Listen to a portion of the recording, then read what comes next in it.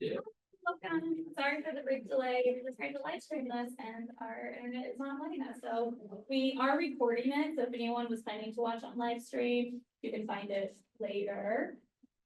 Okay, thank you. Thank you.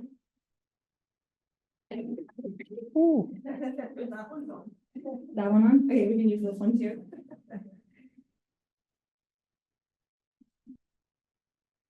Thank you, Jen. Hi, I'm Natalie Koshina. I'm our Associate Deputy Director here at the Houston Center for Contemporary Craft. Thank you for coming out today to learn about two of our resident artists. Both will be finishing up their residency at the end of this month, so this is a wonderful last guest to learn more about their projects and their art practice. We've just started our review process for our next round of residents, so we're really excited. We'll be announcing that later this spring. And we'll have more artists talk throughout the spring and the fall as well, and the summer. So starting us off is Gbenga Komolafe. Born in Los Angeles, Gbenga is a Nigerian self-taught artist who explores the intersection of sculpture, sound, film, and site-specific installation. They draw inspiration from the traditional ritual practice rooted from their Yoruba ancestors and the innovative craftsmanship of mid-20th century queer and Black American communities. Through their introspective and research-driven practice, they continue the often unrewarded labors of their queer and historic lineage to envision and actualize radical futures through both the embrace of tradition and continual experimentation. Gbenga was the recipient of the 2021 California Arts Council Emerging Artist Grant and the 2018 Fashion Scholarship Fund. Their work has been exhibited at the Broad, Felix Art Fair, the Film Festival, and most recently as part of the 2024 Whitney Biennial. And Gbenga's been with us here for 3 months. Okay. Oh. I know. Can y'all hear me or should I use the mic? Mic sometimes. Okay, I'll use the mic. Hi, thanks for coming. Yeah, I wanted to start the presentation with a couple quotes that I think conceptualize and ground my practice. I don't remember where I got them from, so they're from the universe, I guess. But yeah, art is evidence to ourselves and those that come after us that we were here. And I think that's how I relate to the historical medium of craft and yeah, the inspiration that I gained from it. I think, history is cyclical, and so there's a lot to gain from looking backwards, but there's also a lot to be used to like create the futures that we want to see with that. And then the next quote, colonialism and imperialism have worked to portray non-Western cultures as uniform, primitive, and stuck in an unchanging past. And in other talks I've done, I've included a screenshot of when you search up African art, you sort of are met with a very stereotypical, I think everyone has like the image in their head of like cheetah print and tribal prints, which, exist in Africa, but aren't the full gamut of even what African art looked like pre-colonialism and looks like today. So yeah, I think that's a main pillar of how I approach creating as an African person who doesn't necessarily live in Africa, but still is related to that context and that history. Yeah, so I guess I wanted to start with just talking about some work that I've been doing. And you'll see the work that I was doing in this residency, which was very specific and was centered around textiles specifically, thinking about craft. And I think I wanted to focus on one thing, but like Natalie mentioned, I am very multidisciplinary and I work in a few different mediums and formats. But yeah, these are some sculptures that I did. I'm just gonna go through them, not really talk about them. This is a shot from a film that I worked on a few years ago, which is what was at the Whitney. These are some more sculptures, and these are more reminiscent of the works that I was working on in this residency with these faces, masks. The one on the left is leather and the one on the right is burlap. And I work with a question I got a lot from visitors during my residency was like how I pick the materials I work with. And I think I was drawn to textiles and fabrics because they hold a lot of historical narratives to them, and we're exposed to them every day, and so we have like a loaded understanding of them in a very personal way, and so trying to unpack that with my work. And then these are some references. My face is sort of covering that, so I'm going to move it. But the one on the left is a Yoruba sculpture, and I put that there because it has the bulging eyes, which is a symbol called Oju Inu, and that is a reference to a Yoruba spiritual idea of the inner eye. And it's sort of is talking about the different levels of perception. So you have your outer eye, which is like perceiving the world around you, and then you have your inner eye, which is more about what's the word? Transcendence and a more spiritual sense of seeing that's not necessarily grounded in the physical reality. The piece in the middle is actually from the Fine Arts Museum down the road. And it's actually from the Pacific Islands. So I'm also drawn to the idea of like globalism, and we live in a very like globalist world, especially here in Houston, where there's like so many cultures represented. It's one of the most diverse cities in America. And so finding those through lines that have existed even before you know, colonialism started this like globalization modge podge of cultures. Like there has been this through line in just humanity, no matter what island or continent or place you are, there is this sort of universal symbolism that exists. I also really like that piece because it has its tongue sticking out, which you'll see in some of my other works, is a symbol I draw upon a lot. The piece on the right is a Hindu goddess Kala, who there's a lot of, she's a very like significant god, and there's a lot of spiritual resonance to her, but again, she's also sticking her tongue out.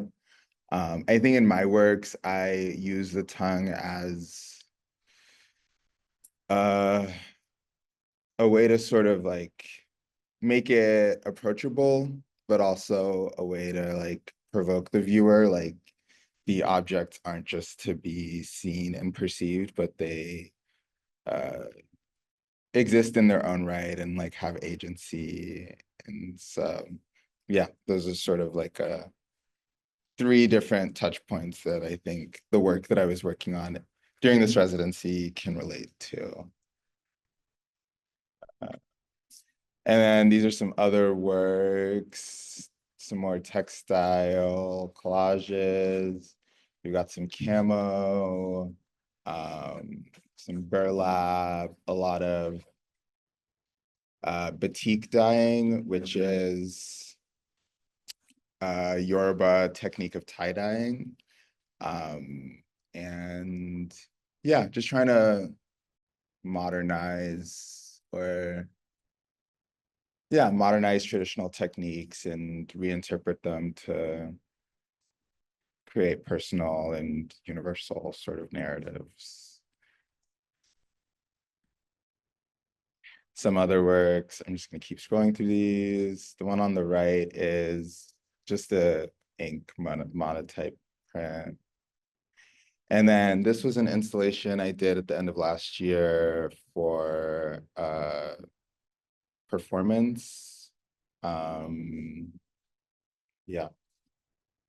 Another installation that I did for a dance performance last year. Yeah. Some more work. And this was sort of where I started working with denim, which you'll see was what I was focusing on a lot during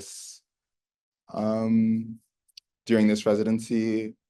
I think I was just getting drawn to the color blue, and then that led to working with denim, and then I started exploring the history of denim, and I'll talk about that, I think, in the next slide. But yeah, these are some quilts that I was working on. So yeah, I started exploring denim and the history of it. I think growing up, I sort of hated wearing jeans, and they just felt like very America core to me, which was something I didn't really love. But I think when there's something that I have such an aversion to, I try to unpack it and see where that aversion is coming from and sort of find the history in it. And I actually learned that denim and indigo dyeing came to America through the slave trade, and there's actually a long history of indigo dyeing in Yoruba culture, which is where my parents are from. And so I was doing more research into that, and yeah, it's a lost history that a couple people know, but surprisingly most people, yeah, just aren't aware of that history. And so started unpacking it a lot just on a personal level, but also what it means for that to have been co-opted into this like universal sign of like America. And then this is a quote. Um, I'm not gonna read the whole thing, but there's a long history that indigo specifically and denim has in America. I think a lot of people know about like the classism of it, and it was a workwear thing, and it wasn't really worn in everyday life. Um, and now it's just like so normal. And I think, again, like talking about textiles and fabrics, I think that's what's drawn me to that medium a lot, is that all of these things that we sort of take for granted as just like a regular part of life have such a history to them. And I think there is a beauty to like bringing that history up and talking about it and contextualizing the world that we live in. Yeah.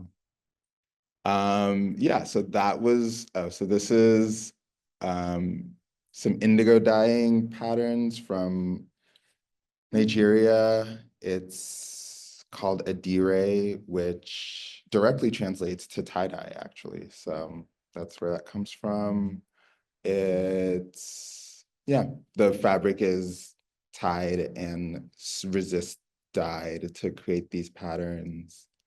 Yeah, so that was sort of the headspace that I was in coming into this residency, exploring denim and dyeing and trying to find a way to, uh, yeah, explore that in my practice in different ways. And I didn't really have a set goal. I just wanted to have the time to play with techniques and build on what I'd already been working on. These are some more pictures for references. So they're wearing the indigo dyed, and this is a ritual practice. These are some dye vats in the traditional method. So a lot of the jeans that we wear today are actually not even dyed with indigo. It's a synthetic blue, but because this process is actually really long and exhaustive. But yeah. So this is some of the work I was working on during my residency, I started with a collection of jeans from friends and family, and then needed a lot more. So I went to the thrift stores, and there was a wealth of jeans and plenty of colors. And yeah, sort of just worked on a collection of these masks. I'd always had a dream of piecing them up into a large color field sort of quilt. That's still in progress. I was not able to do that in my 3 months, but I was able to, yeah, lock in and sew these faces. And so they're all hand sewn. Um, yeah, and if you go to my studio, you'll see them. I'm slowly piecing them up together. And these are just some process pictures of the one on the left is me trying to reverse engineer the Adire dye technique, but with bleach. Um, I think that's something I'm interested in exploring with my practice is trying to yeah, achieve the same methods, but with different ways or with the like materials and techniques that we have at our disposal today. And I think that's when I say that I was inspired by mid-century queer and Black communities, that's something that I look to them for is that, you know, you might not have the space or the time or the knowledge to create something where you have to like use a huge vat outdoors and do this like really time intensive process, but you can still try and figure out ways to achieve the same ideas with like innovative forms of craftsmanship. And then the piece on the right is me playing around with dyeing, and I actually tried to do some natural indigo dyeing, which wasn't unsuccessful. It is just a really long and intensive process, and you need a lot of indigo plants and leaves. And um, yeah, it's inefficient for our modern times. So yeah, that the one on the right is just like um yeah, some of the like synthetic indigo dye that they use, and I was just like over dyeing some denim that I had bought already. And this is some more of just playing around and testing.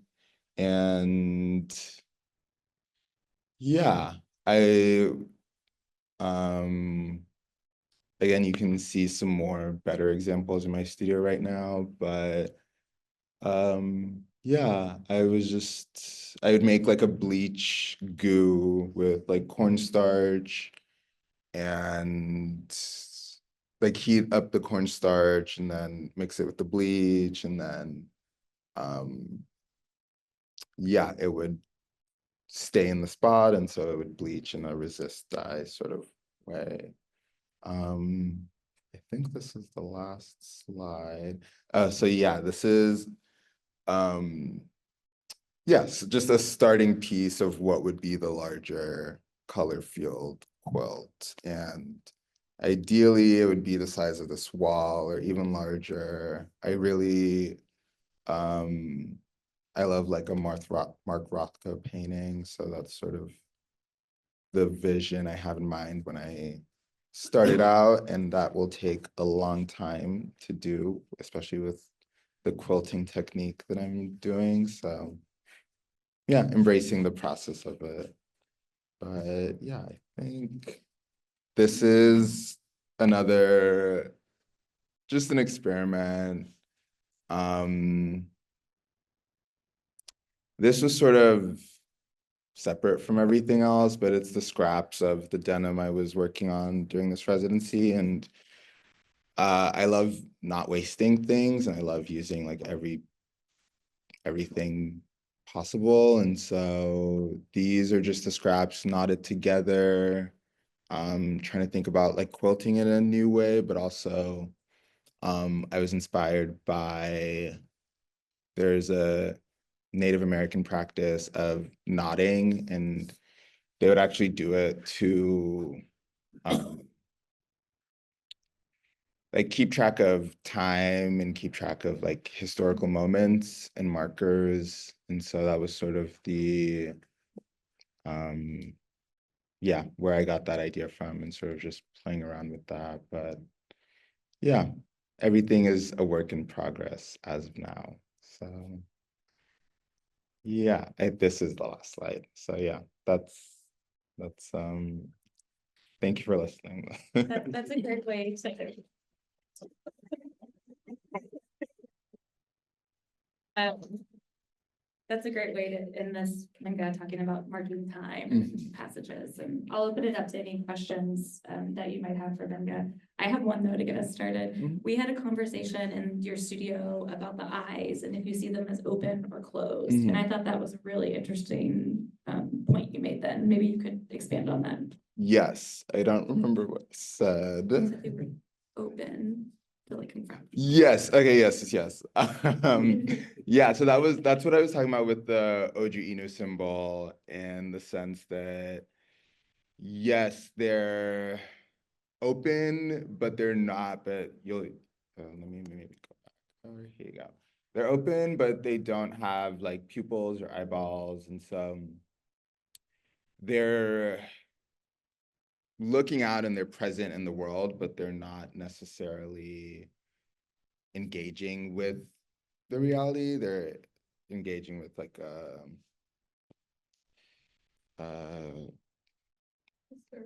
yeah, there's a specific word I'm looking for, but yeah, like a spiritual or something above the physical, metaphysical. Thank you. Boom.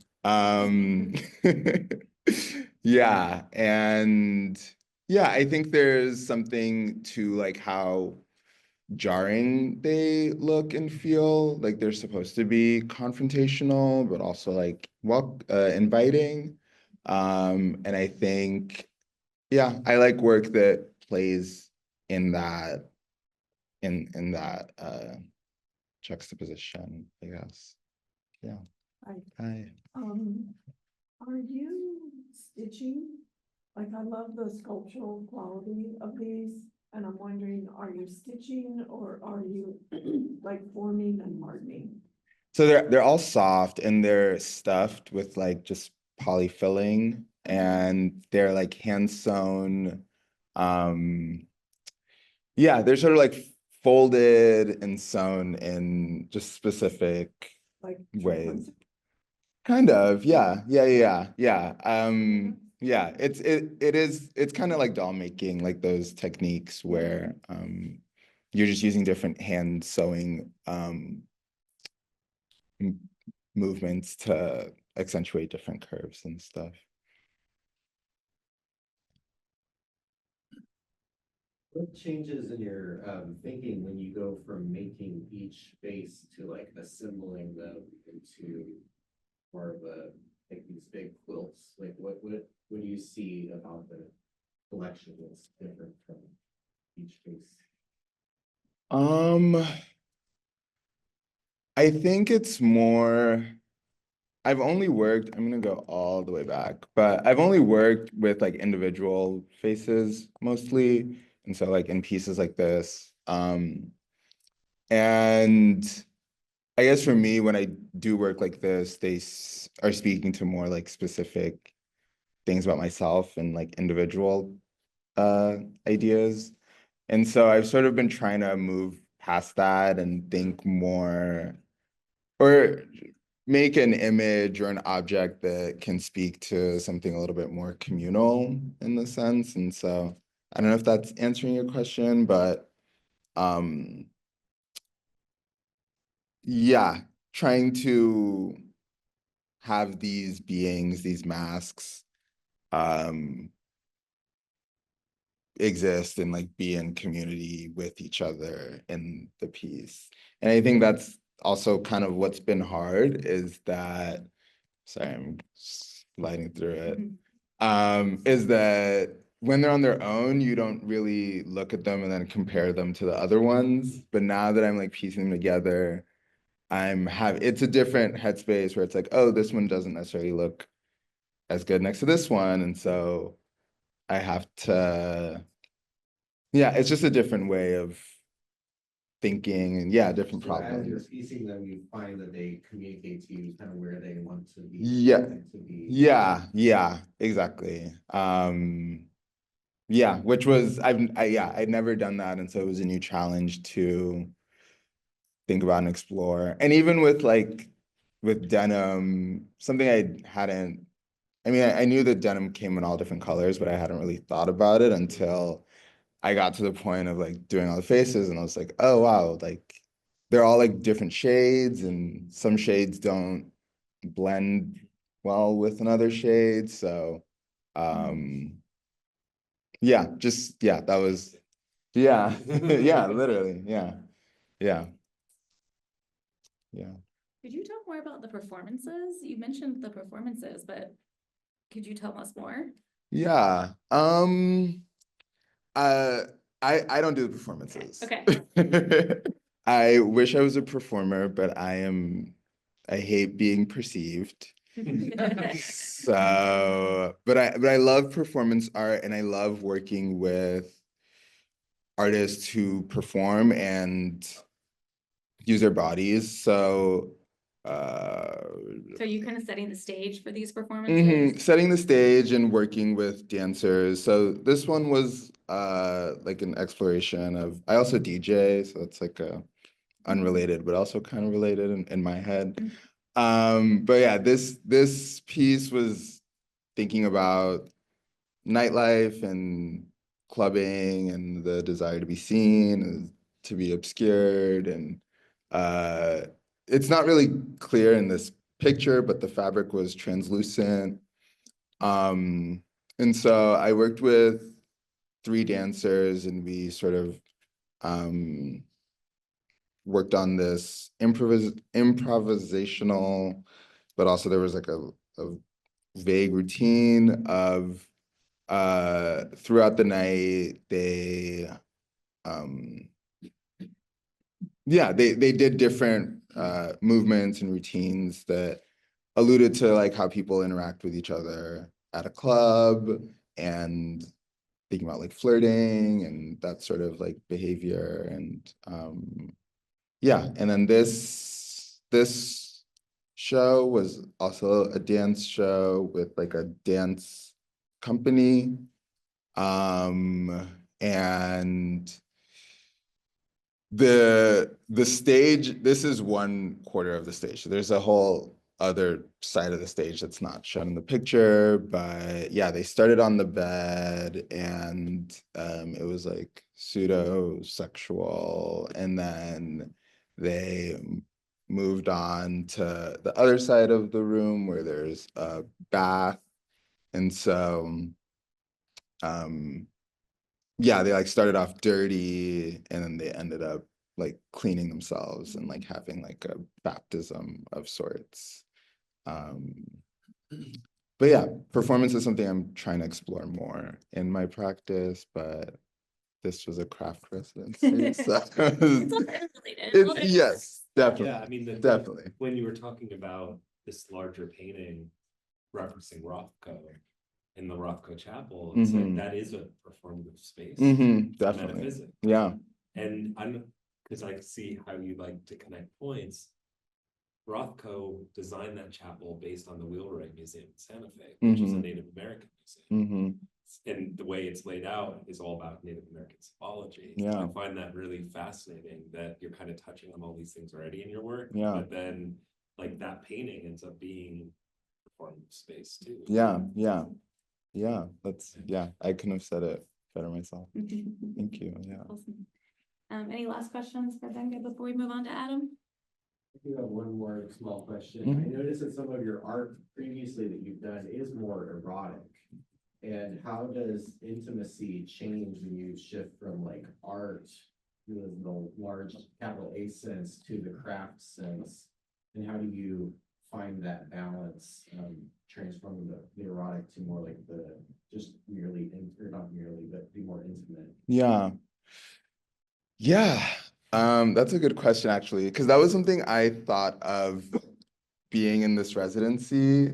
And yes, a lot of my work does explore like eroticism and yeah, being in this residency and having like little kids and toddlers and just people of all ages engaging with my work, I think made me, I don't know, I think because there is sort of like a conceptual difference between art and craft, and I don't think that comes in the like the tangible quality of the work you're making, but rather in like the intention. And I think craft has a more like functional aspect to it, or yeah, there's something that's less like, oh, I'm doing this to like shock you or doing this to like evoke a feeling. It's more like you're, I mean, there's evoking feeling in craft, but it's more, I don't know how to articulate what I'm saying maybe, but yeah, I think I definitely had to think less about the like conceptual basis of my work and more about like the technical aspect of it. And I think in that sense, the eroticism that I normally tap into like just left because uh, when eroticism comes in my work, it's a very personal thing that I'm trying to like convey or explore. And I think during this residency, I was thinking less about like myself and how I'm feeling, but rather like the historical context of like the mediums that I'm working with or the technique that I'm working with. And um yeah, I think that's like the beauty of craft is that it's sort of removed from the individual and more uh yeah, I don't know how to fully that's a good question. I think I need to think about more. But There is yeah. intimacy though in using other people's clothing. Yes, yeah. It's And more discreet, I think, the way you're doing it right now. yeah, yeah, but yes, and it's more it's like it's intimate in a different way. Yeah, absolutely. Yeah. But there's still a thrill in it. Yeah, definitely. Awesome. Yeah. Well, you can see Gbenga's work in their studio after this. Yes. So thank you so much, Gbenga. Thank you.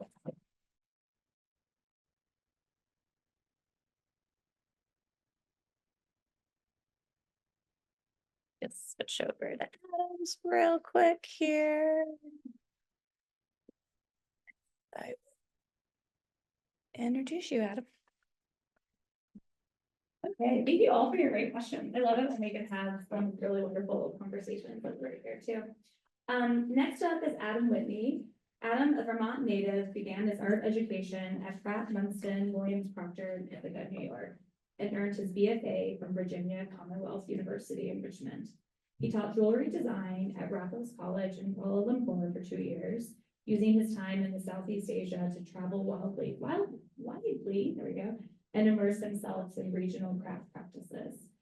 Adam specializes in traditional metalsmithing techniques, raising, casting, and chasing and repoussé, through which he transforms metal sheets into intricate sculptural vessels inspired by historical metalwork. His expertise has led to collaborations and presentations with institutions like the Harvard Museum and the Getty Villa Museum. After completing a 3-year residency at the Penland School of Craft, Adam established his studio in Western North Carolina, where he continues to create and teach workshops in metalsmithing, and he'll be headed back there shortly as well. So I'm gonna pass it over to Adam. Thank you, Natalie. And thank you to the Houston Center for Contemporary Craft for having me come down and spend the last 3 months. This is a short video that I worked with Loam Marketing to kind of create, and this tells the story of what I do. So in past residencies, this is a way to have a TV screen playing like I have here, and people can get a sense of what my art form is without me having to talk to them. It's a very repetitive, lengthy process.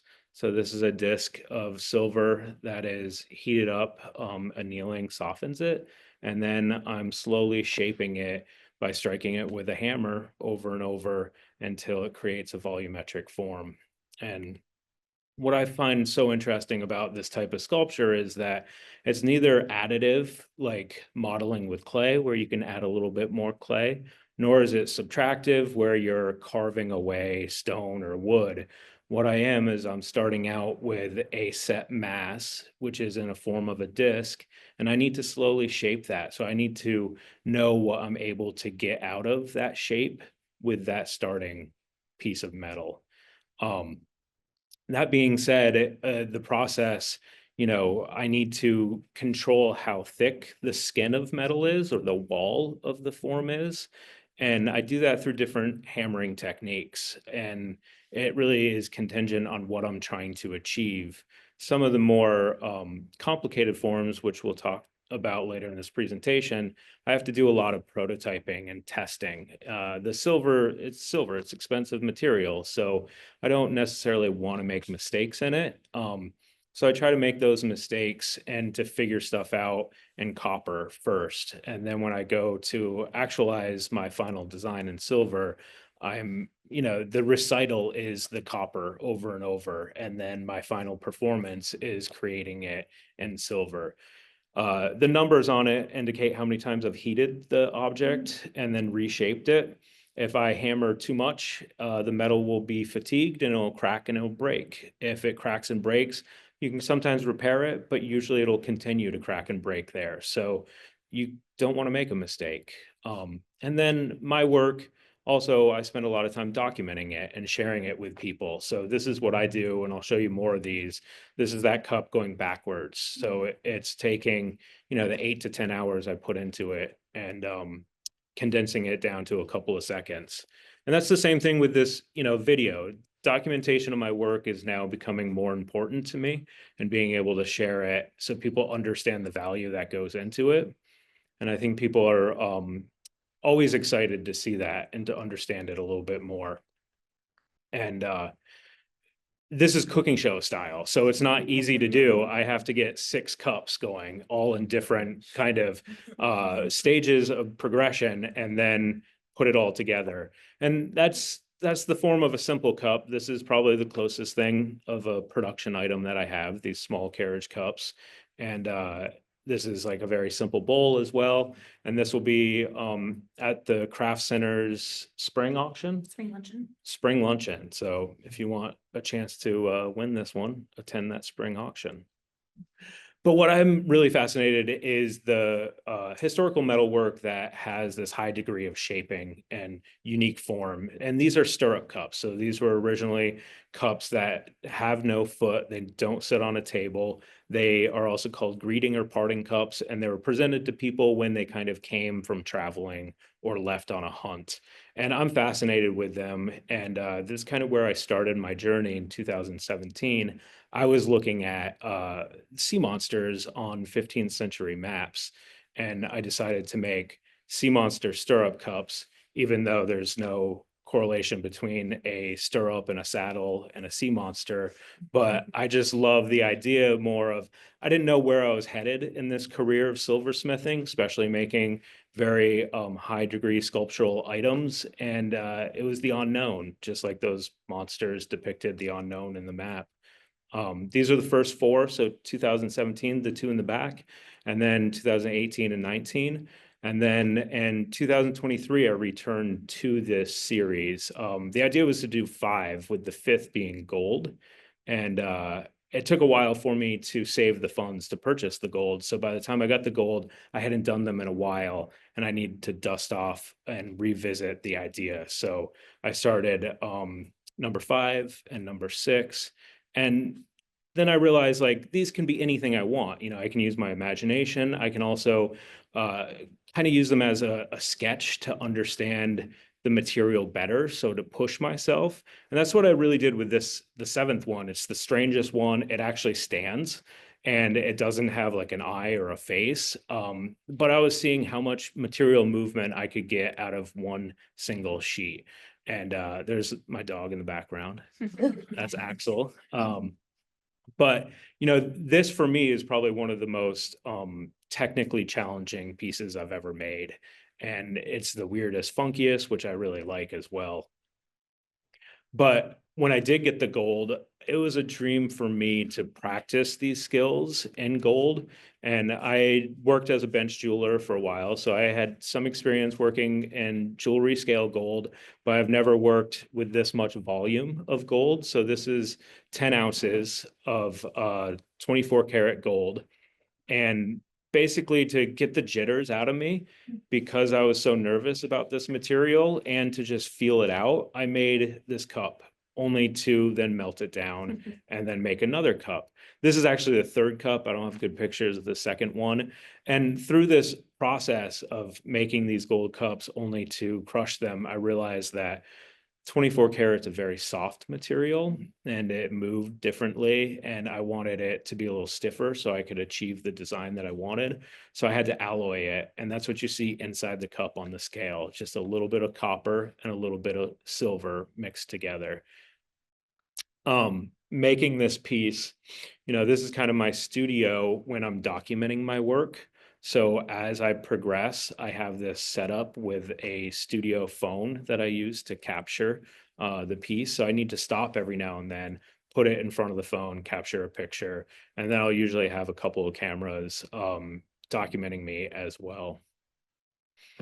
This piece is still in my possession. It's kind of a burden now. I didn't really think about that before making it. It was just, you know, how can I use this material? But it'll find a home eventually. It is beautiful. I would like to say that.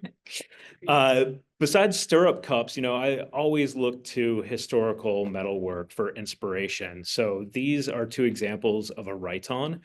And these are found in multiple cultures, and it's really difficult to depict exactly which culture started using them or why they were used or what kind of ceremony, but they're very elaborate and it took a high degree of skill to make them.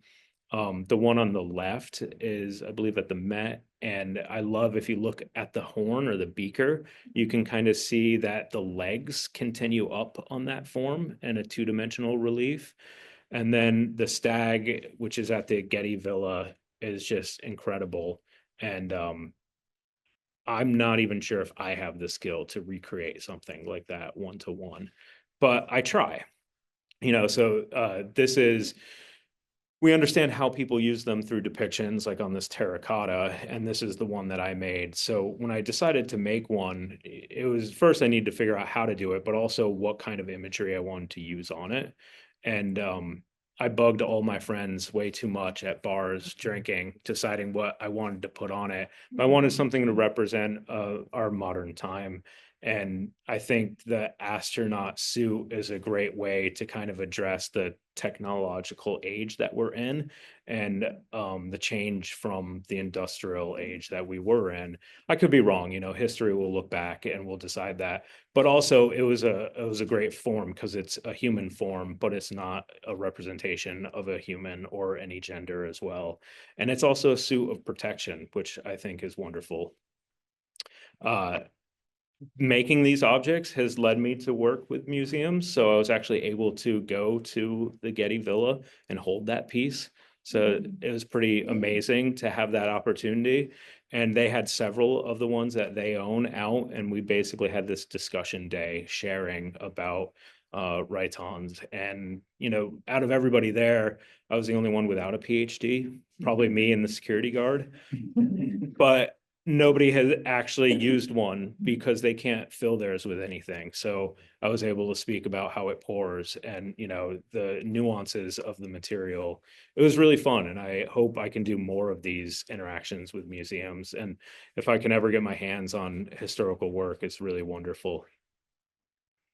once I started working with the astronaut suit, I let myself kind of run wild. So the stirrup cup kind of became these helmet cups, and I did a bunch in copper at first, and they were kind of prototypes to figure out what I wanted in the finished form.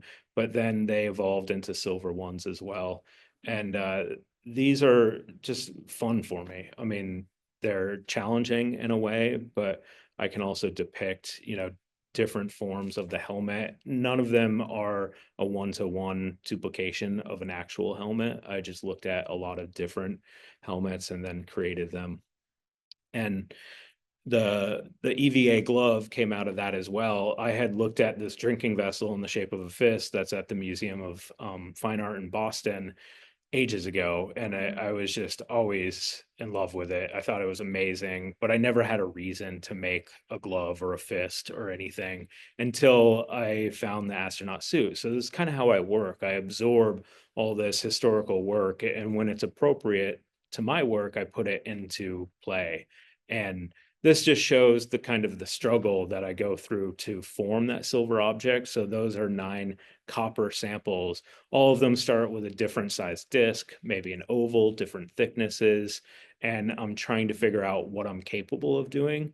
And then I need to change the design based on what I'm capable, or sometimes I need to make new equipment to achieve the design. And for this, I had to make several new pieces of equipment to get exactly what I wanted out of it. This is another Raiton. It's different from the other two in that it has kind of 2 decorative sections and not just one. And this lives at the Cleveland Museum of Art. So I was able to travel up there and look at it. The security guards definitely thought I was weird because I was really into it. And I went like 2 days in a row as well. But I love this form, and I thought it was a great subject to kind of put together my 2 interests at the time. So I blended the sea monster with the helmet to create this unknown echo, which I think is a really fun piece. Since leaving the residency at Penland, which all these pieces were made at, I've now started my own studio again, and getting back into it, I was kind of warming up. So I wanted to just make more Raytons. If you want to be the Rayton guy, you have to have a bunch of these.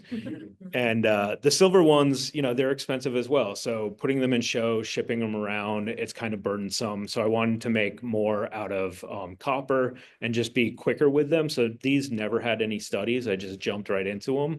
And there's 2 more I want to do. Hurricane Helene kind of put a stop to making those 2 before I came down here. So these are my serial mascot Raytons. And if you go to my Instagram, you can see me using them. So thinking about the ritual that these Raytons used and maybe confusing future and history about were they used for every serial occasion. And they are treasures, so I really wanted to get a video of oversized cereal box and me putting my hand in and pulling one of these out. But while I've been here at the craft center, I started off by making this cup on the left. So it's just a small little cup, and I have it on display in the studio now. And it was great because I have a second blank of metal that is the exact starting size. So it's been a great way to explain what I do to people. And then using that same design element in a goblet. But really the most ambitious piece I did was this one. So this is the 9th sea monster that I did while I was here. And now I really want to do at least one a year. And I'm trying to capture more emotion in them. And I really like how kind of grumpy and cute this one is, in my opinion. And I tried doing the documentation of the piece. It was a lot harder while talking to visitors. So this is the only piece that I documented while I was here.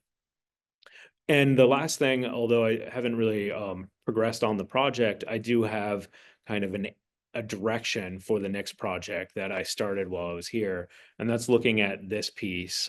This is the first silver piece that I'm referencing that I actually know the silversmith. So Christian van Wienen was the one who made this around 1650. And this is a very ambitious piece, and it's done in this auricular style. So like earlobe style has a lot of movement in it. And I think that's going to be a challenge for me. So I need to understand this form and then reproduce it, but also put my twist on it. And I've started drawing and prototyping in copper, and you can see those in my studio after this talk. Thank you.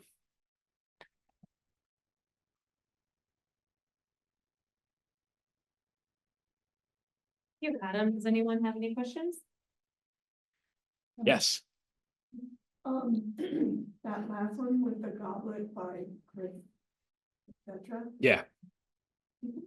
Is that like a family crest, or I noticed it was Waddington Manor, like I'm looking at that center sort of marking. Yeah. Yeah. I don't know about the marking itself, but I can tell you even the date of this 1650 is kind of up in the air. So with a piece like this, there'll be documentation of like when it left one country and went to another, or when it was acquired by a family. And this piece actually showed up in a painting by a Dutch master. So it's also interesting to look at work at a time where you would get your portrait painted with the most recent acquisition of silver Yeah. chalice goblet. So it's kind of like his father did another piece I'm really interested in. It's even more complicated, but it shows up in multiple paintings. And it's like this selfie prop, which I think is really cool, you know, being in the time frame that we are, but it was still popular 400, 500 years ago. And what does it show you that you have your silver piece with you and you're wealthy and you can own that, you know, it's all of those things. Yeah, I play into mean, it. I think it's different for probably each painting, each person as well, or each reasoning. But, and that takes more research into each specific object and then the painter as well. I was curious about, is it known what was put in these cups? Like the hunting ones, like what was the drink? Yeah, so if you like, there's a ton of poems about stirrup cups and greeting cups and parting cups. And it's weird because, you know, I try to find the oldest ones, and history defines what things are, but we create history in the present. So they were around before saddles had stirrups, but we call them stirrup cups. So that's already misleading, right? So what do we know what was in them? I mean, it was a regional thing too. And even like how the Raiton takes on the shape of a horn, you know, drinking horns were popular, or the just leather kind of sack that a shepherd would bring out into the field and you would drink the same way. So I like the confusion that these artifacts have and how they change with time. You know, modern day stirrup cup is used more for a hunting ritual in the UK, and the size has changed to be like a cordial size. So it's not shared amongst many, and they're individual. So there's special platters that will hold multiple cups, so you don't have to share it with somebody. But that negates the whole aspect of like, if you're visiting, I'm drinking from the same cup that I'm giving you to drink from, saying that you're safe in my house because I'm not going to poison you. All of these are like hidden rituals around objects that will change with time, and we put a final perception on it now. And that's why I like doing the serial mascot Raytons, because that's confusing it once again. Well,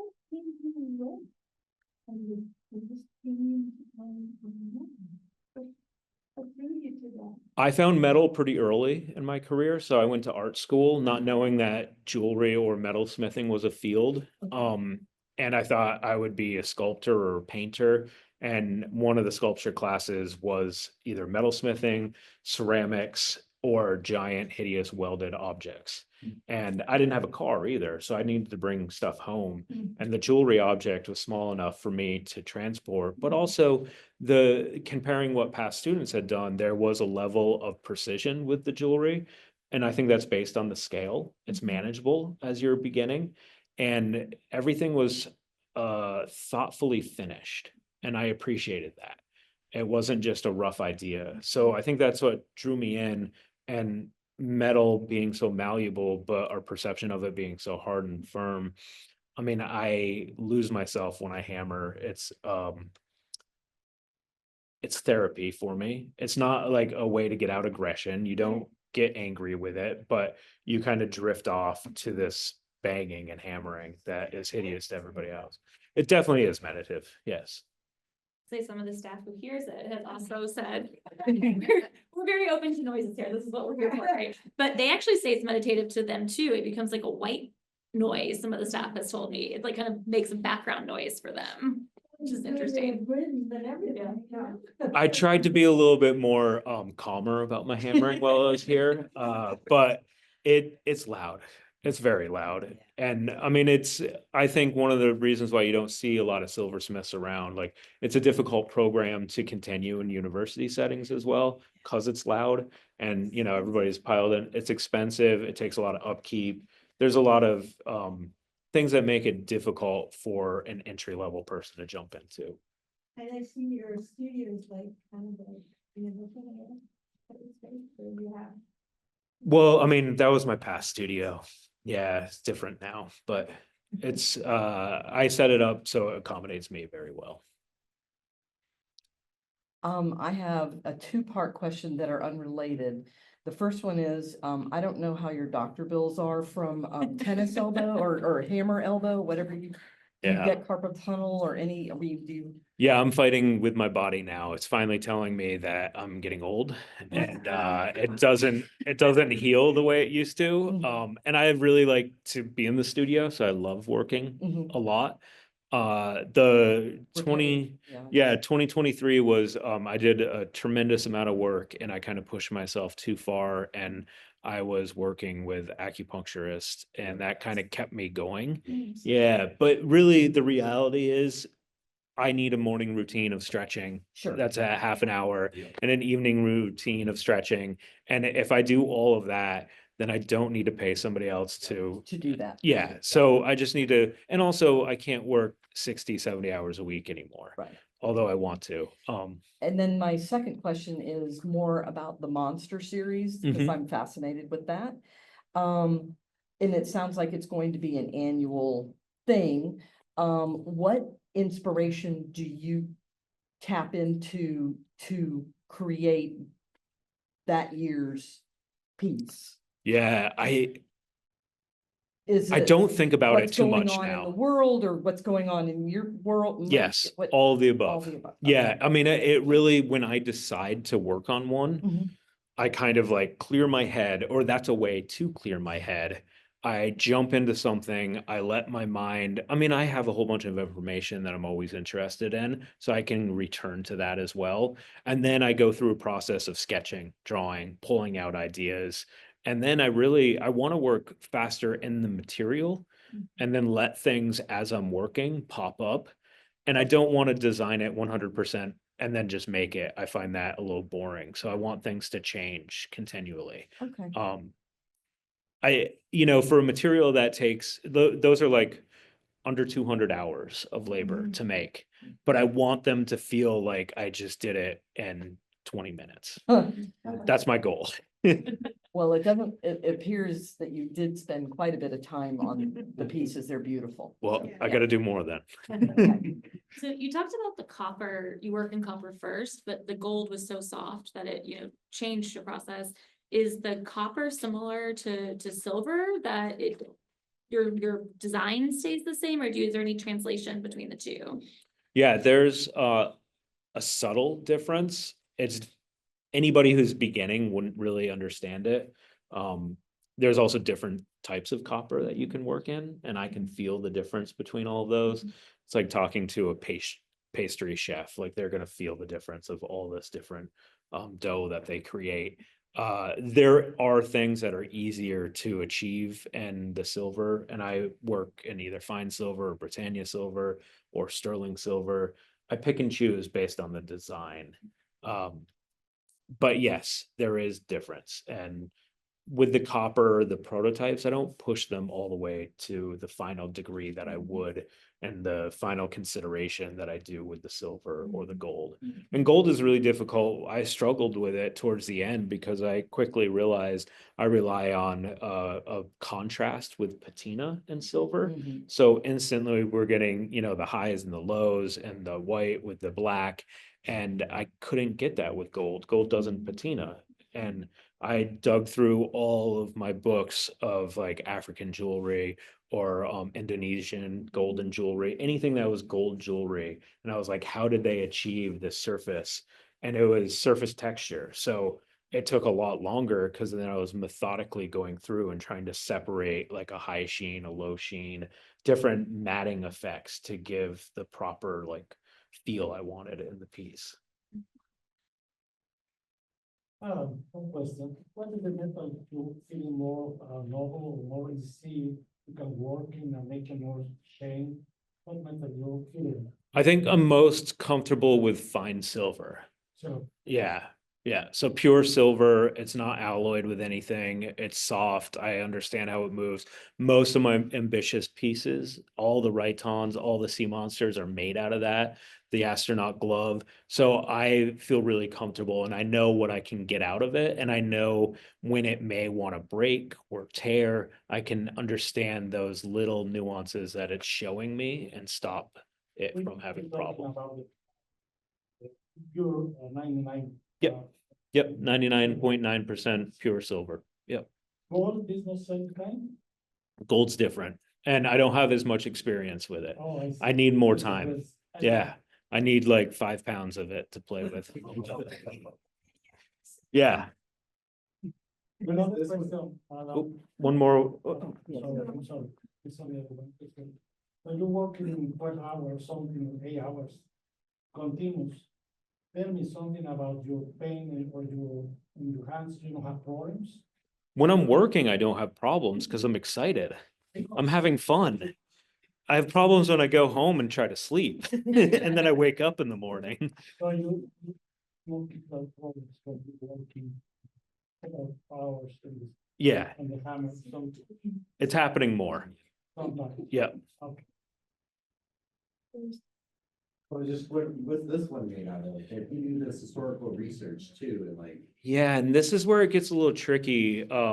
So his father made a piece, and there's a lot of conservators that like explain the movement of material based on what type of silver it was and if they custom alloyed it and everything. And I think that's just a conservator has a different mindset, so they're trying to prove why this object, and they can test it so you can figure out exactly what alloys are in it. And there was a time frame where, you know, getting pure silver was very difficult. So there was always trace elements of something else in it. And the people that were making these pieces were also making their own sheet. I buy mine. And I buy mine from a company in the UK because there's not a company in the US that does it because we don't have a silversmithing industry here anymore. And they deliver a great product that I've never had a problem with. So I continue to use them. I've known other artists that make their own recipes and they think it's the best, but that's another level that I'm not sure if I want to get into, and nor do I need to. The gold I kind of had to because you can't buy gold sheet, so I'm forced to. Being a craft artist, there's a level of kind of just getting lost in the details of our field, and we have to pick and choose like which battles we want to take, how much time do we want to spend on certain things. And for me, I want to make the work, I want to make more of the work, and I want to see it excel and get to a level of a degree of mastery over the material and the process that I can express myself on a different kind of understanding, if that makes sense, which I think is really difficult because it takes so long to become confident in it. Mhm. Yes. It sounds like you're using a lot of like reverse engineering to figure out techniques and like when you look through like historical works. Can you talk about like what that process looks like? Yeah. If you were like to translate this piece and recreate it, how do you figure that out? Yeah, it's tricky. All of that really started when I worked on a project with the Harvard Art Museum. They were putting on a show about like Rhytons and animal shaped vessels, I think, throughout antiquity was maybe the name. And they got a hold of me knowing that I had made these stirrup cups. I went down there. I was in Vermont at the time, so Boston wasn't far. And we looked at a broken silver deer. So I could see inside of it. And when I'm able to look on the inside, I can see tool marks, or not even tool marks, but how the metal moved and the surface that it will leave behind. So I feel like a detective sometimes. I'm piecing out like, oh, I think this was done or it was hammered over this object. And that helps me realize, if I'm doing the similar thing, I'm on the right path. And then like, because I'm confined to that starting material, I can't add metal if I'm too short. So understanding weights and accurate weights is extremely helpful, but it's tricky because not every museum has weights. Sometimes they're off. Sometimes these objects have been weighted, so lead has been put in them in hidden spots. And that's because, maybe 600 years ago, it was sold by somebody, he wanted a little bit more money for the cost of metal itself.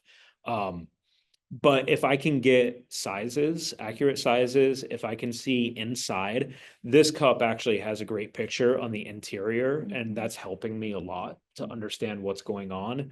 I can't get the weight for this. I contacted the museum. They haven't gotten back to me, so I'm just moving ahead without it.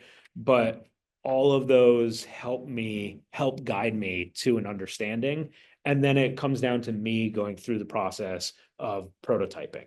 So the copper forms. And then as soon as I realize, oh, this is off, I need to give up and start a new one. And the prototyping phase you can get lost in as well. So I always remind myself, like, why am I making this? Because I'm spending a ton of time. And if I've answered the question, I need to stop that and then create a new question and create a new prototype and keep it moving. And that's where it becomes like a job. Like my studio practice, it's fun, but because I'm spending so much time, I could easily waste, 100 hours chasing a problem that doesn't need to be hammered out if I can resolve it in another way.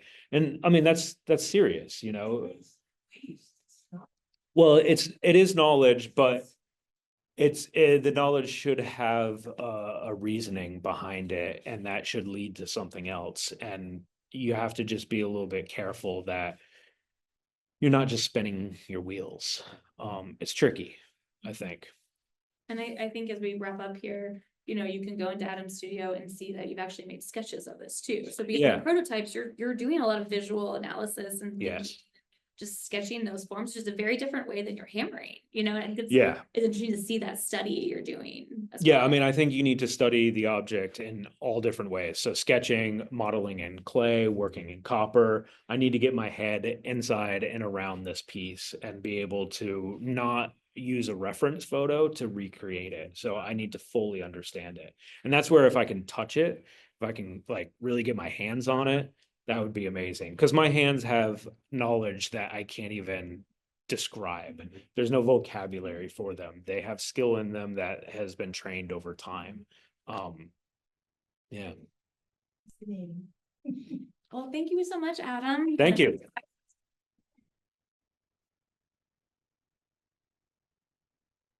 Thank you all for coming this afternoon. This